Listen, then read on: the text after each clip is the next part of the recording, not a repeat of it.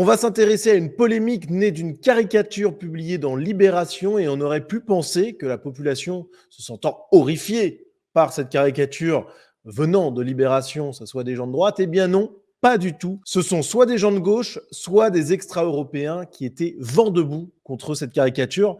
On va regarder ça tout de suite. Voici donc le dessin de Coco, vous savez, cette journaliste qui faisait partie de la rédaction de Charlie Hebdo et qui était une rescapée de cet attentat islamiste qui a touché cette rédaction de gauche, déjà pour une caricature. Hein. Donc, elle évoque le ramadan à Gaza, en parlant donc du début d'un mois de jeûne, et avec une personne, un Gazaoui, qui se précipite sur des rats, visiblement affamés. On voit ses côtes qui sont visibles. Et on a ce qui semble être sa mère ou sa femme, je ne sais pas exactement, qui lui tape sur la main pour le retenir et lui dire non, ne te nourris pas avant le coucher du soleil. Avec ici, vous voyez en bas à droite de l'écran, une main qui surgit des décombres. Donc, pour toute personne avec un minimum d'intelligence, on voit ici une dénonciation d'un drame humanitaire qui touche Gaza, avec des gens qui sont morts de faim, qui sont décédés, on voit des cafards partout, des rats et compagnie. Et l'idée, c'est de montrer qu'ils ont tellement faim qu'ils sont prêts à manger des rats et même à rompre le jeûne du ramadan. Et on voit que ce n'est pas le ramadan ou les Gazaouis qui sont ici caricaturés, mais que c'est une manière de montrer par l'humour la gravité de la situation qui les touche. Donc ça, c'est une analyse normale que toute personne avec un minimum de bon sens est capable d'avoir, et il n'y aurait normalement pas dû avoir de polémique. Mais c'était sans compter sur la gauche et les extra-européens qui ont, semble-t-il, perdu toute capacité d'analyse, si tenté qu'ils en avaient initialement. Ça, c'est un grand débat. Mais en tout cas, ils ont tous violemment attaqué Coco et Libération. Alors, on a par exemple ce tweet de Meriem Laribi, qui est journaliste, hein, donc qui n'est pas n'importe qui, 15 000 abonnés, et qui écrit notamment pour Le Monde Diplomatique et d'autres médias de ce genre. La France, ce pays où une dessinatrice, Coco, peut associer arabe et rat, où elle peut se moquer d'enfants affamés jusqu'à la mort dans une publication de gauche, mais où un humoriste, Guillaume Meurice, ne peut pas dire que Netanyahou est une sorte de nazi sans prépuce. Donc, pour cette personne, et vous allez voir que c'est une constante, ce dessin qui dénonce évidemment la situation qui se passe à Gaza, en tout cas c'est l'analyse de Coco, eh bien c'est vu comme une attaque contre les Arabes, qui serait comparé ici à des rats. Enfin, ça n'a aucun sens. Bon, bref. On continue avec ce tweet de Nicolas Framont, lui aussi journaliste, lui aussi très suivi sur Twitter, donc ce ne sont pas des lambdas, hein. On va y venir à quelques lambdas, mais vous voyez quand même que même au sein de l'élite de gauche, les types sont ravagés, ils sont incapables de comprendre un dessin simple. Vous savez, c'est un exercice qu'on a généralement au lycée ou même au collège, d'analyser des dessins de presse, des caricatures. Alors, il y a toujours quelques élèves, ceux au fond de la classe notamment, qui ont un peu de mal à analyser les doubles discours et compagnie, mais bon, globalement, c'est niveau collège, l'analyse d'une caricature, lycée maximum. Mais il faut croire que l'idéologie de gauche, ça atrophie le cerveau et que finalement, on a des adultes qui redeviennent des adolescents au mieux et qui sont incapables de comprendre ce qui se passe. Hein. Nicolas Framont qui dit « Pas grand monde n'aime rire d'un génocide, mais faut croire qu'une rédaction peut se dire que c'est fun et subversif. » On a ensuite, alors là, on s'éloigne un petit peu des gens connus, mais enfin, c'est vraiment des réactions qui sont massives. J'ai pris quelques exemples, mais je peux vous assurer qu'il y a des centaines de messages similaires. C'est assez incroyable. Donc voilà le message. Bonjour Coco, saviez-vous qu'à l'époque nazie, les Allemands se moquaient des Juifs, de leur souffrance et de leur famine, les traitaient de rats alors qu'ils mouraient de faim. Donc là, vous voyez, on est vraiment sur une analyse littérale de la caricature. Ils considèrent que les Gazaouis sont comparés à des rats. Enfin, je sais pas, là, on est à QI combien, quoi. Enfin, c'est incroyable. Moins de 90, théoriquement, hein, pour pas être capable de comprendre qu'il y a une distinction, que les Gazaouis sont ici à chasser les rats, pas à être comparés à des rats. Bon, bref. Il semble que toutes ces années ne vous aient pas aidé à vous débarrasser de cette idéologie nazie. Donc, voilà, Coco, journal Libération, des nazis. Voilà. Bon, bah, comme ça permet de relativiser un peu les accusations qui sont parfois faites à des gens qui veulent défendre leur pays et qui sont considérés comme des nazis, des fascistes. Finalement, tout le monde l'est, y compris Libération. On a également ce tweet qui a été très vu, hein, 47 000 vues, 1000 j'aime, donc c'est quand même assez significatif. C'est juste répugnant de déshumaniser et rire des victimes de génocide comme ça. Mais bon, on commence à avoir l'habitude venant des médias français. Donc vous voyez, là encore, une analyse complètement folle. On continue. Cette caricature de Coco est d'une bêtise crasse. Non, je dirais que les réactions complètement folles des gauchistes et des extra-européens horrifiés, c'est ça qui est d'une bêtise crasse. Non seulement cette caricature critique les musulmans plutôt qu'Israël sur la situation, mais quoi? Mais pas du tout. Mais surtout, elle témoigne d'une méconnaissance abyssale de l'islam. On est exempté du ramadan quand ça met en danger son état de santé. Bon, bref. Désolé de ne pas être dans un pays encore complètement islamique et de ne pas connaître cette subtilité religieuse. Bref. Mais là, voilà, quelqu'un qui comprend complètement à l'envers cette caricature. C'est vraiment complètement fou. Et donc, on a eu des centaines de messages et même des milliers de critiques.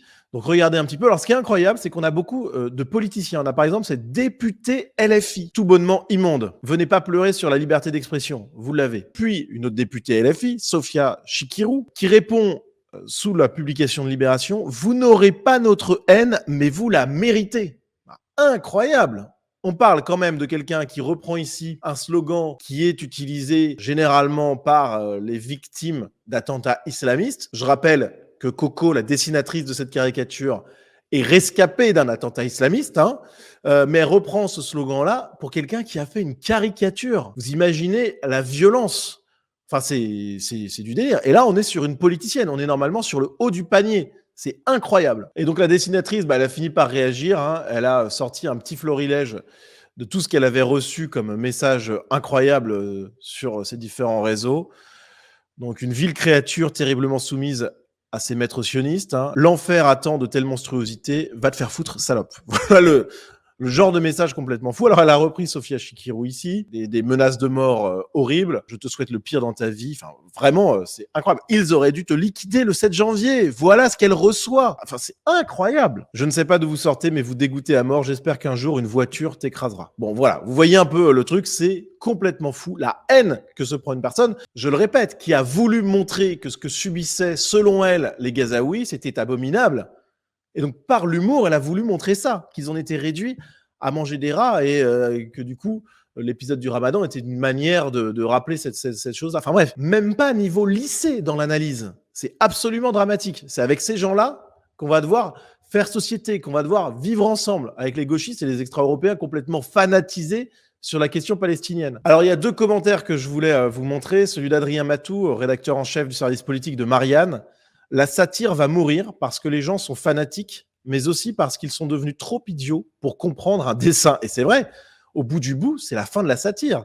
La satire qui, comme le dit ce Tweetos, qui est un test de QI que les Français ratent de plus en plus. Alors, je mettrais pas mal de guillemets à français quand même. Parce que dans l'eau, il y a des gauchistes et certains autochtones, malheureusement, mais qui sont ravagés par leur idéologie de gauche. Mais on a aussi des gens qui sont sur le territoire et qui peut-être ne mérite pas totalement d'y rester. Mais en tout cas, oui, il y a quelque chose qui est incroyable, c'est qu'on va vers la disparition de l'humour, de la caricature, de la satire, parce qu'on entre dans une époque où tout va changer. La composition ethno-culturelle de la France est en train de se modifier de manière radicale. On a sans doute, à vue de nez, autour de 20% d'extra-européens en France, peut-être un peu moins, peut-être un peu plus. En moyenne, ça doit être à peu près ça. On n'a pas de statistiques ethniques. Donc voilà, j'ai fait une vidéo là-dessus. Je vous mettrai le lien en description sur le futur visage de la France selon l'INSEE. Et bon, c'est quand même compliqué d'estimer précisément, mais on a quand même une bonne idée de ce que ça va devenir la France. Et globalement, on doit être autour de 17-22% d'extra-européens aujourd'hui. Mais c'est parce qu'on a ce nombre conséquent d'extra-européens qu'on a ce genre de réponse folle à cette caricature. Pourquoi ça? Parce que déjà, on a les extra-européens eux-mêmes qui sont fanatisés sur la question palestinienne, qui viennent accuser Coco de tous les maux, mais on a en plus ceux qui les représentent politiquement, la France insoumise, qui monte au créneau, même si j'imagine que parmi ces gens-là, enfin, je ne sais pas s'ils sont complètement stupides, ce qui est une hypothèse totalement probable, mais il doit y en avoir quand même deux, trois dans l'eau qui ont dû dire aux députés, genre Sophia Chikirou et à l'autre député de Paris, en fait, cette caricature, elle vise à dénoncer quand même plutôt ce qui se passe en Palestine et tout.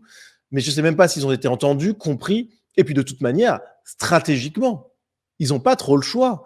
Ils sont obligés de suivre l'évolution de leur électorat. Et leur électorat de gauche radicale, c'est passé du bon vieil ouvrier autochtone dans les usines à l'extra-européen. Bon, du coup, ils sont obligés de faire ça. Donc vraiment, l'évolution démographique ethnique, culturelle du pays explique ce genre de choses. Mais c'est absolument dramatique, hein, attention. Je suis atterré par tout ça.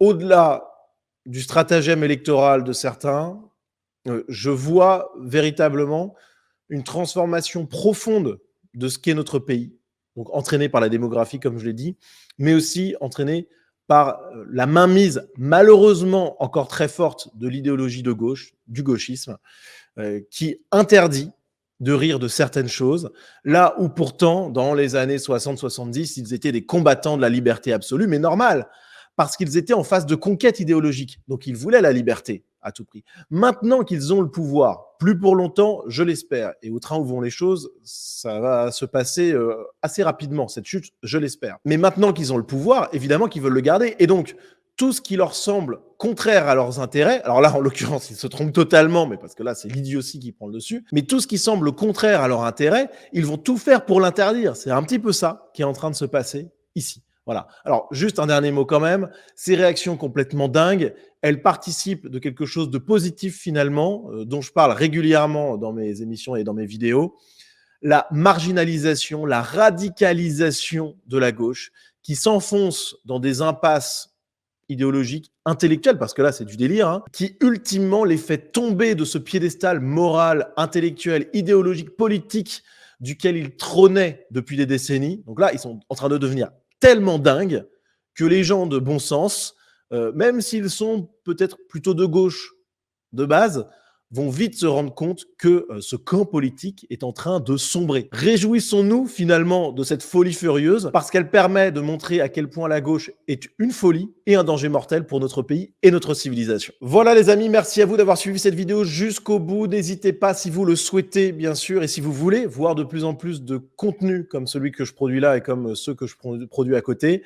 N'hésitez pas à soutenir financièrement mon travail. Vous avez la possibilité de le faire via Tipeee, avec un abonnement mensuel qui vous donne accès à du contenu exclusif à la communauté Sunrise. Et puis, vous avez aussi la possibilité de faire des dons ponctuels. Vous avez tous les liens qui vont bien en description. Merci à vous d'avance pour votre aide qui m'est précieuse et qui va me permettre de me développer toujours plus dans les semaines et dans les mois qui viennent. Merci d'avance les amis et à très vite.